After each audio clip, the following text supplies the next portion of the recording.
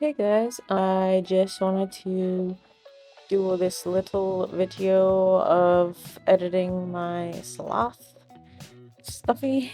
I just wanted to go through a few things because I didn't really want to put my voice on too long here, but there's a couple tools that I use specifically in GIMP. GIMP is the program that I use to edit my photos. So what I did was I took my illustration and I scanned it onto my computer and I uploaded it to GIMP, and now I am just taking the blend tool. It should be on the left side with all the tools. I'm just going over the grainy quality of the color pencil that I used. So I'm just smoothing it out and making it look more professional and painterly and more digital.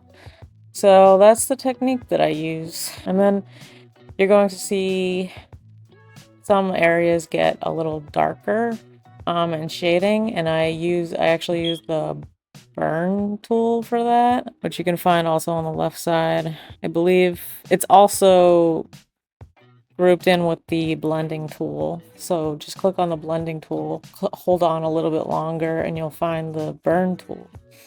So the burn tool, basically what it does is I don't have to find any color for that area. I don't have to find a darker color to make a shadow.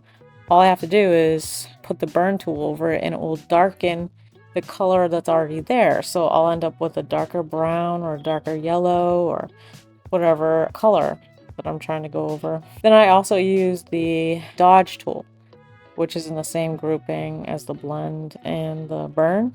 And that basically does the opposite of the burn tool. It creates a shiny, brighter color on any color that I choose, and I don't have to go and actually find the color. It just automatically creates a lighter version of that color that I'm going over.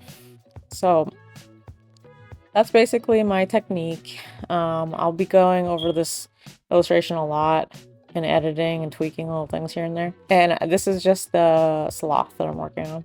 So that's it, guys. Talk to you in the next video. Bye.